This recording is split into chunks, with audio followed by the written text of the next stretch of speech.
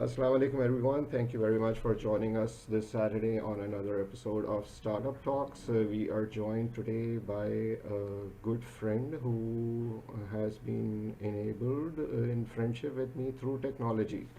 Right? His name is Zahid Lilani. Most people who have been working in the startup space probably have heard of Techshaw. He's the founder at Techshaw, the go-to place for quite some time with regards to data on funding activities within the region and in Pakistan. Assalamu alaikum, Zaid. How are you doing, my friend? Walaikum assalam. I'm doing well. How are you? I'm great, man. Thank you very Okay. much. Thanks for being here. Yeah. So, Yeah, sure. how's it going? Thanks for having me. That's great. How's it going in the Bay Area? It's going well. Mm-hmm. It's wonderful in the Bay Area, and as usual, this time around it's nice weather, not raining. We have a drought, so can't Mm-hmm. really like be complaining. Mm-hmm. But it's been going great. Everything is wonderful. Right. What about you? How are things? You know, how are Pakistan things is is in general? is blowing up right now. You probably know it more than I do. Yeah. I mean, like, certain things, certain news events happen, and then yeah, everyone's talking about it. Definitely, yeah. But Uh-huh. yeah, it's unfortunate what happened. But yeah, Mhm. it's. I got messages from non-Pakistanis today too, and like what's going on in Yeah, Pakistan. Like yeah. it's uh, it's it's just a long story. So I just tell them more text, but yeah. Okay. I was actually referring to the startup space. I wasn't referring to. Oh, okay. Yeah, that too. Yeah, let's talk about that. That too. Definitely, yes. So startups. So I mean, it's a common knowledge by now that startups have had the best year so far, Mhm, since most people start keeping track. mhm, And the funding has crossed $300 million, which has never happened before. mhm, Just last year, it was around like 50-60 million dollars, mhm. and so this is the big jump. Yeah, And yeah, so things have been great, especially this year, given how things are. I think that's how the trend is in all the markets, mhm, venture capital markets. So yeah, so it's really nice to see Pakistani startups not being left behind yeah. and being able to raise money. That's great. We'll talk about that in detail a bit later. But first, um, what's the story behind Techshaw? What got you into it? Yeah. So Techshaw was, what used to be like a passion project. So I started in 2014. So I started talking about like startups, profiling startups, talking to founders. So what was happening at the time is like a lot of, so let me just give you a background. So in 2012 is when Plan 9 launched the Startup Accelerator program. From that point on, like it's very easy. It's a reference point. It's a reference point used by almost everyone in the ecosystem to like go back to 2012. That's when the activity started happening. A lot of uh, startups started raising money, startups getting founded, and all that stuff. So in 2013, 2014, what happened is like there were a few startups that visited from Plan 9 to the Bay Area. So I met them and I got to like learn a lot more about like what was happening and all that stuff. So from that point on, I decided like why not just document what's happening. So I started documenting it, and then um, I kind of like I'm not like a writer. I love writing, but I'm not a writer, so it's difficult to write about their stories. So I try to like go back to what I'm comfortable with, which is numbers. So my background is in accounting and finance, so kind of very easy like fallback on like just following the numbers. Mhm, And there are certain things that happen in my life during 2016, 2017 timeframe, so I kind of put that in the back burner. mhm, And in 2019 is when I revamped it, refreshed it, and started a newsletter. mhm, So the newsletter was mostly like a curated news from the ecosystem, and that kind of took off. And as soon as it took off, then I started to look into like, I got approached by a few people like, okay, why don't you like, do something more with Techshaw? I mean, it's getting the traffic and you have so much data and all that stuff. So the first thing I wanted to do is like, I wanted to have like a news source that is, it doesn't have any BS. It's just, factual based, or like it's like, clean, clear, and concise about like, what is actually going on, Mhm. without the fluff that comes into like, the blogs these days. Yeah. So that's what I focused on. And now, right now, what's happening is I hired someone, made my first hire, and that she's doing a wonderful job like reporting on news. So there's news on the website now every single day. Mhm. And so yeah, so that's where things are. And inshallah, let's see what happens. But I'm going to keep at it and try to collect as much data as possible and publish analysis and like invite other people to write and all that good stuff. That's great. Um, I mean, you've kept the data kind of like on an open source model. It's accessible to everybody. There's no cost element attached to it, right? And that's So the data, like separately, if you look at it separately by year, yes, it's available. But there's this master spreadsheet that I have that is not available to public. That's just for me yeah. and anyone who wants to pay for it. And there are a few people who have paid for it who have access to it. Mhm. But that has like all the information that I have. Mhm. Uh, but I don't think it makes sense for me to make that available because it's all the data, all the numbers, right? Yeah. So not everyone needs that kind of access. The access people need is like more with like charts, something that explains what's happening. Mhm. And I do that every single quarter. So yes, everything I do is available online. Mhm. All the numbers I tracked, all the startup funding transactions that I track, they're all available online. Mhm. And yeah, so I make that publicly available. Anyone can use it, download it. Mhm. And yeah, and if I miss something, of course, people do point from time to time that I miss something, Mhm. and I make the updates. So that's how it's been. And I like it that way. Okay, that's great. Now, Techshaw has been a source for many VCs as well with regards to comparisons and analytics for quite some time, which is a wonderful thing. So, where do you think you mentioned like kind of like the starting point of Plan 9? Where do you think Pakistan was? What was happening before, and where is it going right now in terms of analytics? Uh, so what was happening in back in the day was Plan 9 when Plan 9 started in 2012. There was like a couple of accelerators here and there, very few startups, but I mean we have come a long way now. There's so many accelerators there. There's quite a bit of venture capital. There are quite a few startups. So all that has happened in the past, I would say 5 years, 4 to 5 years, and so the seed was basically 2012, right? Like Plan 9 was, you could say, it was the seed. Mhm. And then it started to like bear fruit like now. I mean, I wouldn't technically say it's bearing fruit because that would be an IPO, that Mhm. would be an exit Yeah. of a startup. That would be the actual fruit.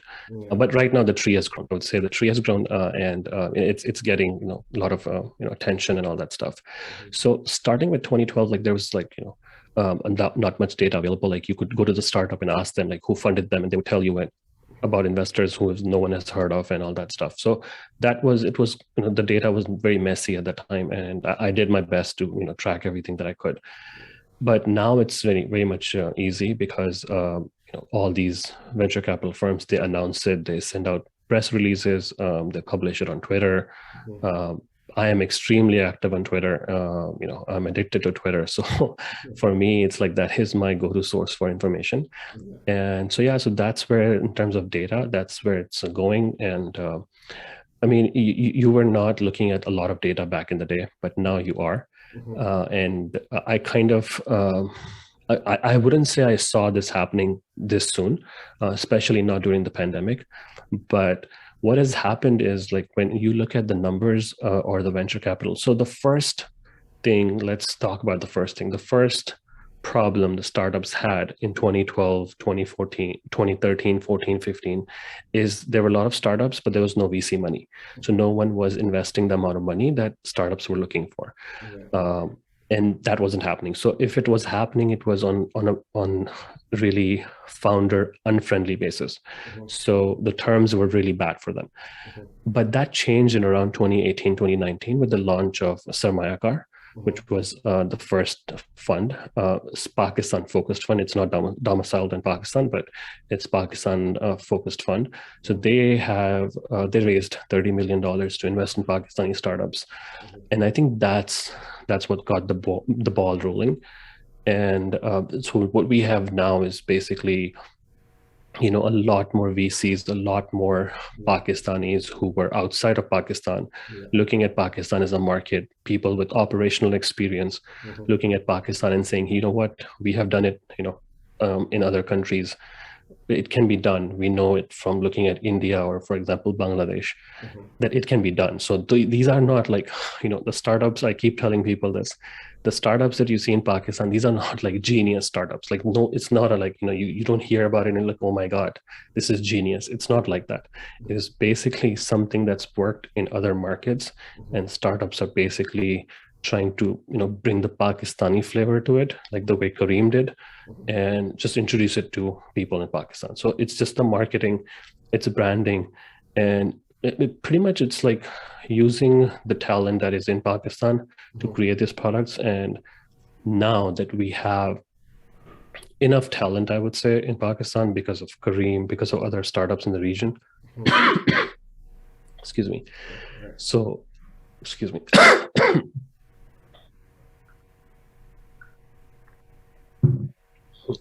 Sorry about that. So we have enough startups in the region, and so what's happening now is like there's a lot of operational expertise, and that's what VCs are looking for. Mhm. So, um, when you say that you probably you're implying that it's mostly a replication of what's been happening all across, right? In more developed markets. Am I correct? Yes, so it's pretty much. I wouldn't say like it's Lack of innovation, I mean. yeah. There's never been like you really don't have to innovate when if some no one is like trying to reinvent the wheel here. Yeah. So you basically look at something that's worked in another market and you try to replicate it, Mhm. and bring it Pakistani flavor to it. That's about it. I think that's what most VCs are looking for. Mhm. The market is there because VCs keep talking about this. Personally, I consider it to be a vanity metric. It's basically 220 million people, youth bulge, 100 million broadband connections, and all that stuff. So that those are like just numbers, Yeah. but they're really big numbers. Yeah. So even if you were to capture that market, even like 5 to 10%, like you're looking at really big numbers. Yeah. So I think that's what is very attractive. And in the Pakistani market, a lot of startups now that are coming out, when they raise money, they are comparing themselves to other startups, especially in India. Yeah. So that's basically what's been happening. Mhm. I don't think there's any comparison. There's no reason to do that because comparing it to India next door, that is much more a mature market than Pakistan is. I personally believe that, but hopefully it will get there soon enough, right? Uh, Yes. So, I mean, I think there are a few, Indian angel investors who have maybe not, they have not led the rounds, but they were part of the rounds or part of the angel team or part of the pool of investors that invested. mhm. So they know the Indian market really well, Mhm. of course. And so when they look at Pakistan and to look at something very similar, Mhm. they kind of understand it right away. Mhm. And so yeah, so that gives them a insight into something. And I mean, eventually, none of these startups will exit in Pakistan. They cannot exit in Pakistan. They will never IPO in Pakistan. Mhm. They will have to look someplace else to IPO. Mhm. Where that would be, we don't know, but it will never be Pakistan because given Pakistani stock market, the way things are there, Mhm. it just won't be. The VCs won't agree I mean, that's what I feel. That's my opinion. Mhm. VCs are not going to agree to exit on Pakistani stock exchange. Okay, this is actually getting very interesting. So I wasn't expecting this, but anyways, it's here. That's great. Now, because whoever watches this might there might be a bit of criticism, which is good. I'm actually good with criticism. You learn through criticism. Now, Zahid, from our conversations earlier during the past 2 weeks, I know that you somebody who loves numbers, right? And for a person like you, numbers talk to you, right? So, what do the numbers say about the region, about Pakistan in comparison to the region? What's in store for the for 2025, let's say? I mean, personally, I currently right now, so it was like we have crossed 300 million in funding. Yeah. That's a big number.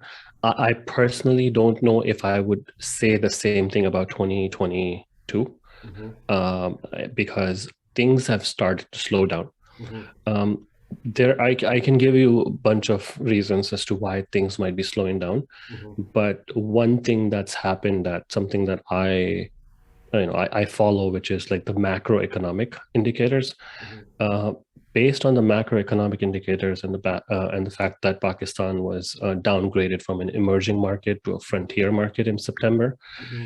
that will have an impact in the long run, Mm-hmm. because those things do matter. As much as hype matters. Currently, it's all hype, right? In Pakistan ecosystem right now, it's all hype. It's like who can get the best deal right now. Mm-hmm. So a lot of investors, a lot of money. So they're all throwing money. Valuations are crazy high, but that will eventually like slow down. And I feel like there will be some major failures, Mm-hmm. but it's too early to tell. Uh, who's going to go down, who will survive, but there'll definitely be failures. There will definitely be a slowdown. And even for just, I was looking at the numbers the other day. Q1 was good, Q2 was going up, Q3 was going up. Of course, Q3 was phenomenal, Mm-hmm. but Q4 things have slowed down. The deals have slowed down, and the amount is also like around 20 million. Mm-hmm. So we are already seeing a slowdown. So I think that's where things are going. I would be surprised if we go above 300 million again Mm-hmm. in 2022. So, but fingers crossed, let's see what happens. As far as the region goes, um, I don't follow the region as much. I do look at India from time to time, because you have to look at what VCs are saying. Like VCs are looking at India as a market, and so you have to look at where India is going. So India recently had IPOs that did not go really well. There was a lot of hype, but it did not work out. Um, I can't recall the name of the startup, but yeah, I'm just having this brain fog right now. But the startup IPO did not do really good. Then there was a Grab IPO recently, which is also from I the think you're South referring Asian to market. PTM. I think you were referring to Paytm. Am I right? Yes, sorry, yes. So Paytm, and then very recently, I think it was last week, Grab, or this week, I think. Yeah. I think Grab also IPO'd. I think they did on Nasdaq. Mm-hmm. They are also not doing that well. Yeah. So both those startups were very hyped, Mm-hmm. a lot of money, but they are not doing well because public markets are extremely different. Mm-hmm. And what happens is when investors VCs, when they look at the public markets, Mm-hmm. they might be a little hesitant as to valuing a startup, giving a startup a lot of money. Yeah. So lately, you must have heard about this. I don't want to name the startup, but they announced that the startup was valued at like $40 million. Yeah. Now, I mean, that's just if you ask me, it's a made up number. Yeah. God knows who came up with that number, but some investors decided that this startup is actually worth $40 million. Well, maybe they know something that I don't, Mm-hmm. but those are the kind of things that I hope don't happen in Pakistan, where startups get so startups get valuation at such high price point that it becomes almost impossible for them to like exit, Mm-hmm. because investors are not going to be happy. Like if someone is evaluating a startup at 40 million, Mm-hmm. they don't want to evaluate it again for the next round Mm-hmm. at 20, right? Like, because it would be a down round. Yeah. So it makes it very difficult. So I'm pretty sure I mean, I don't have access to the numbers that they did, but like, I mean, I really hope that survives the test of time. Okay. I think with regards to valuations, especially in the region, for a country like ours, right? it's kind of like hiding under the umbrella of the safes model from Y Combinator, because all those valuations are uh, you can say they're based on assumptions, right? Right. So So yeah, so the safe model, I think, I read on it really long time ago. It doesn't evaluate your startup. yeah, It says that your startup will be evaluated the next round, yeah, whenever the next round is. yeah, So safe is like the your typical 1 page or 2 page document. Like it's yeah, very straightforward, and like you can get funding. That's what YC uses. I think that's what most VCs in Pakistan also use. So, but at this point, even the seed investments this year have gone through the roof, and it was like 500 or $300,000 the average, but now it went up to like almost 3 million. It's down to 2 million, but that's a really like huge amount for a seed. Seed investments are usually, or pre-seed investments are usually like someone gives you money to test out, to build an MVP. And but Pakistani seeds are like the startup has already been like doing work, they have customers, they have a good traction, the product market fit is there. So those are all good signs, but that's still a seed investment. So if the seed investment is that high, that then it makes it extremely difficult for people coming behind them yeah. to keep valuating the startup with high valuations, like going up and up, because there will come a ceiling where it will be like it's this startup is not really worth as much as you think it is. Now, moving on, Zahid, a lot of people have been, I'm sure they do approach you as well, right? I've already told you a lot of people have approached me and they want to raise funding. Somebody comes up and says they want $1 million, somebody wants a half a million, right? Yeah. I know there's hype, quite a bit of hype, right?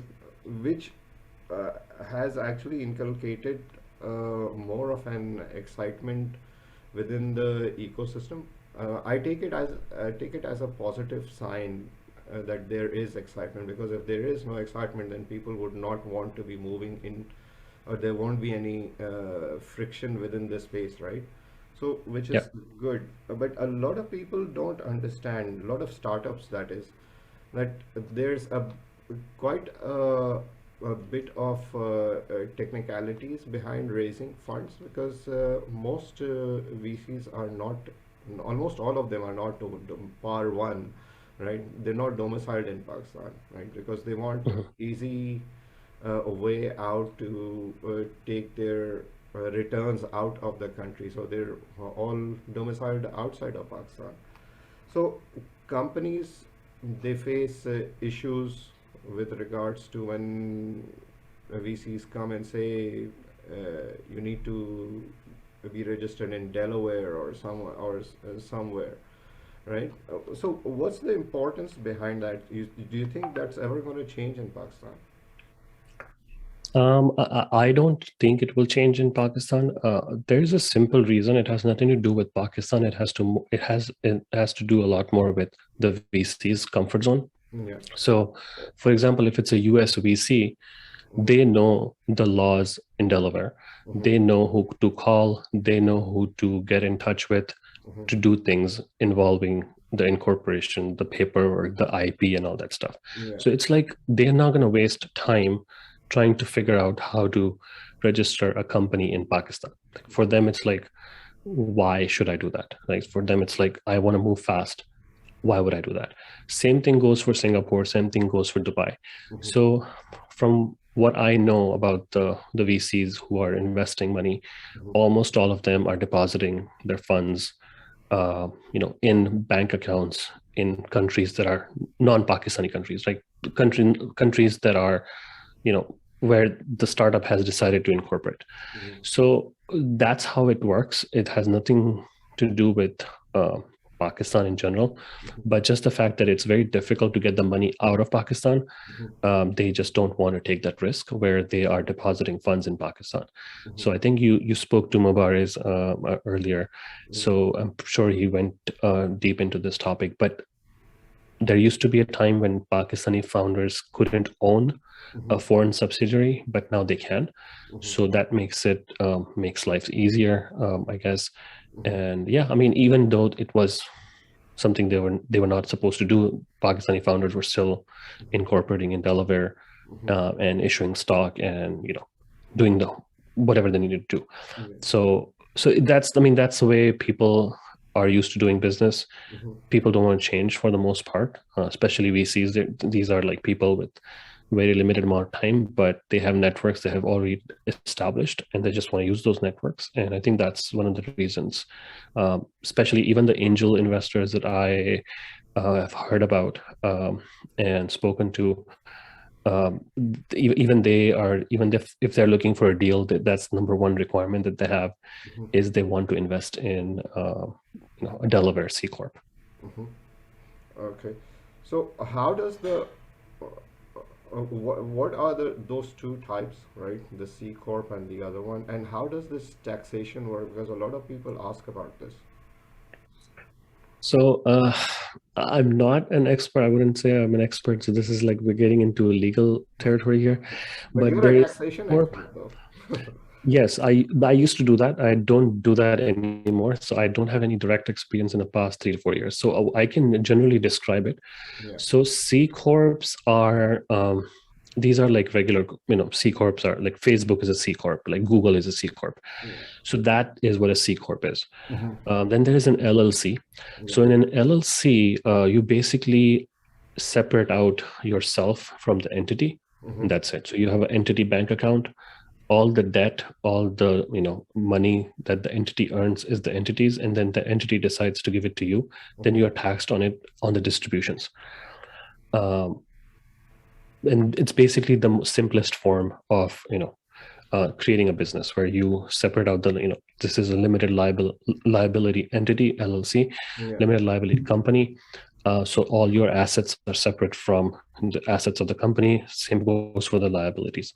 So that's basically trying to separate out. Like, for example, if you get sued, no one comes after your own the income you have, the wealth you have, or the assets you have, or anything else that you have, because it's separate from the business. That's basically it. A lot of Amazon sellers do that, especially the ones who are running Amazon stores from Pakistan. They incorporate an LLC, and that's how they run their business. When you move on to C Corp, things get a little more complicated. C Corp is a requirement to raise money. Yeah. So LLCs are like, you can't have investors in LLC unless you want to complicate things and you want to be taxed as a corporation, and then it's a different, it goes different.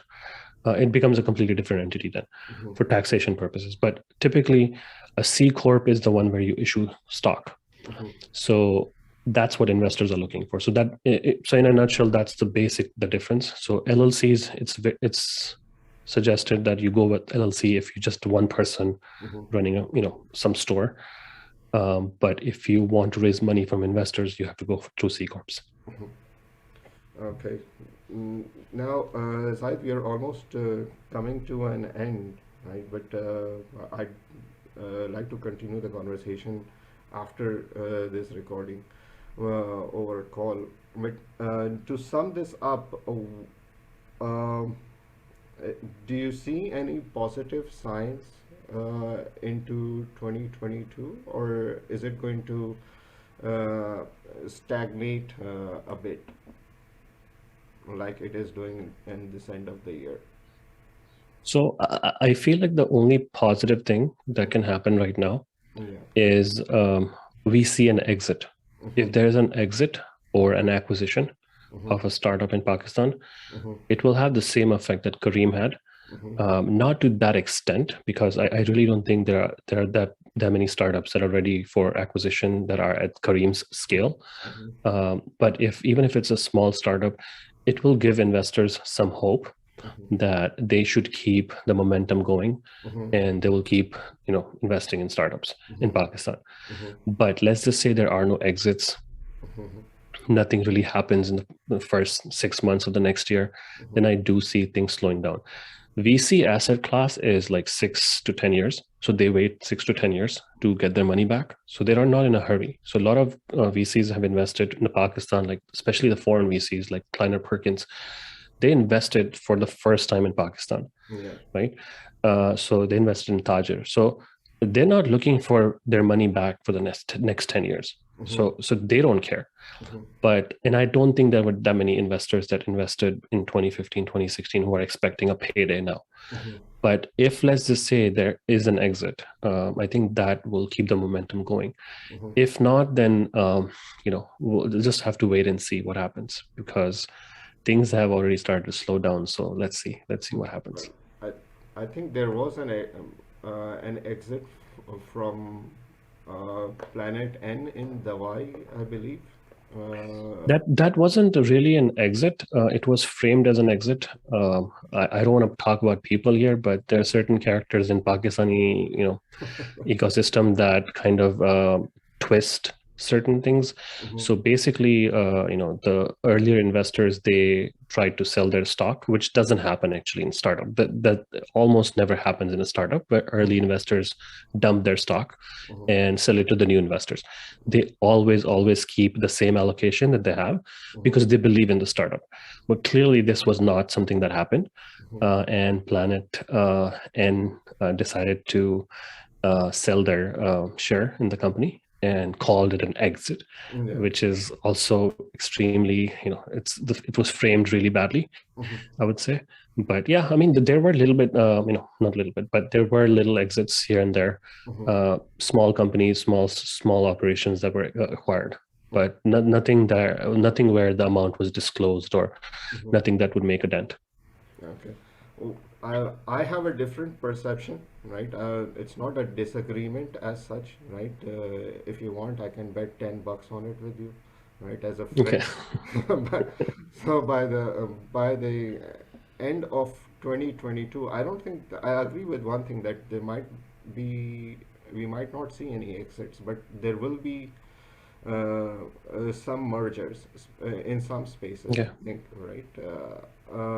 With especially B2B commerce, because there are lots of players around, all trying to do the same thing, right? Just tiny Yeah. bits of differences.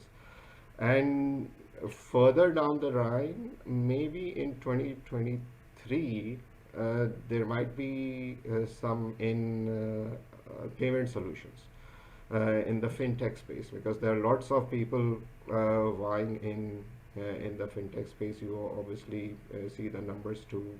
Fintechs Yeah. are also Yeah. quite hot after e-commerce. Do you agree with that last notion of fintechs? Yeah, definitely. I think fintech. Mhm. I just don't see how there might be a merger in fintech.